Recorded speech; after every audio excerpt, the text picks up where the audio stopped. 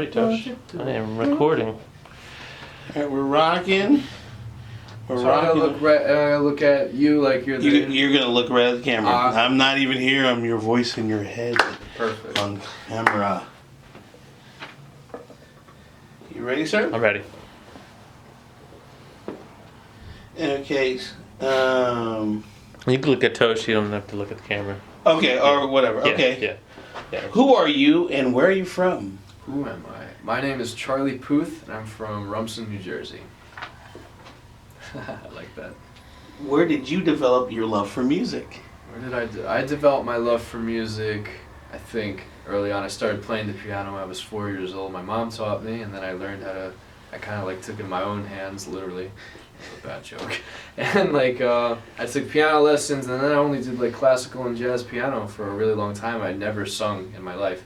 And I think one day, like 16, when in the dawn of YouTube, I put myself singing up, and it did pretty well.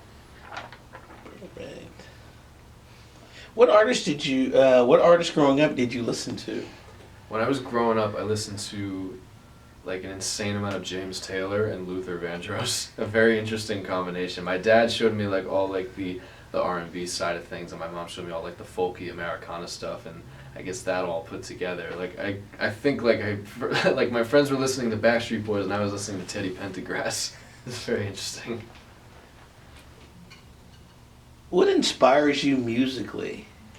What inspires me musically? People inspire me musically. My surroundings, nice weather, good food, honestly. It sounds like really cliche and like simple, but like if I'm having a good meal and like I see happy people all around me, or like something dope is going down, like I'm gonna write a good song. It's all about the energy. If the energy is whack, I'm gonna be like, oh, like I just want to watch TV. How do you feel when a fan tells you your music has an influence on them? When a fan tells me that my music has an influence on them, I like to make a little movie in my head. Like the moment I was like in the studio writing, like "See You Again," for instance. When I was in the studio writing "See You Again," it was a really quick session, like 10 minutes, and just fast forward to a year later, having a cop in Tennessee come up to me saying that his wife, who's deployed to Afghanistan, he's seeing her for the first time in like 2 years tonight, and he just heard me sing "See You Again." It's just like from that moment when I was writing it to now, and then people screaming along the lyrics. It's just I kind of just like I don't know what to say. It's pretty amazing. Describe the emotion you get when you hit the stage to perform live. When I get on stage, it's the same thing. I still can't believe people know the words to all of my songs. I was in the Philippines and they knew every single word to everything, and I was being mobbed by being like grabbed at. And in the United States, it's crazy too. It's just I never thought anyone would listen to my music, and now they're all checking it out. I couldn't be happier. And if you could collab with one artist, dead or alive, who would it be and why? I'll give you two answers. James Taylor, because he's my number one, and Bruno Mars on a more contemporary example, because that dude like just locks himself in the studio and just like makes the dopest sounding records. Like he produces them from the ground up like I do, and he writes all of his own stuff. I feel like if he and I collaborated, we would come up with some really funkadelic stuff. Right on. And what do you want your legacy to be? I want my legacy, I want it to be this. I want people to not look at me ever as like, up on this pedestal, like, oh, there's Charlie and I'm like way down here, I could never get up there. I want people to be inspired by my story. Everybody says this happened to me overnight.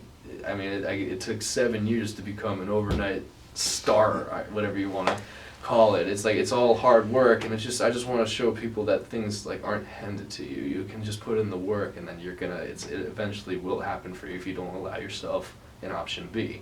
And I want to convey that in my music. And with this album coming out in January, I want them to hear it and be like, I can produce a record in my bedroom, like Charlie did.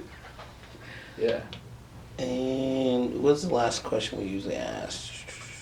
I think I went through all of them. Just what music means to you. Yeah, what does music mean to you? What does music mean to me?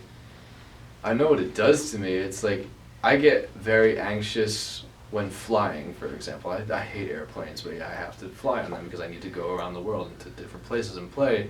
When I put whatever on, Carpenters, anything, I instantly get, it takes me down. It brings me back to like a moment where I first heard that record, or a fun moment in my life where I was hearing that record, or man, I'll even put Christmas music on sometimes just to get the nostalgic factor. It's all about nostalgia for me. The music is tied to every event in my life, so that's what music is. It's my musical Xanax. Good. What about like who's your favorite? Just because I want to connect into the rhythm side. His favorite old school hip hop artist or the first. Oh, word. Because he knows his shit. Like Okay, yeah. okay, yeah.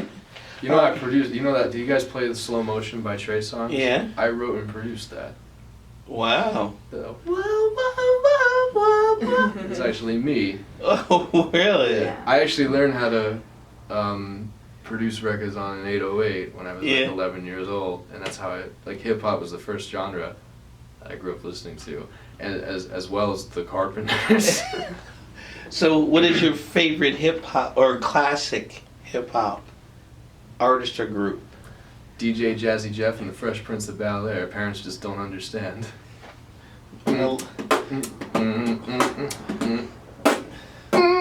You see, found something, no time to play. That is so dope. That's how I learned how to beatbox, listening to Rock the House with DJ Jazzy Jeff. You go, fresh.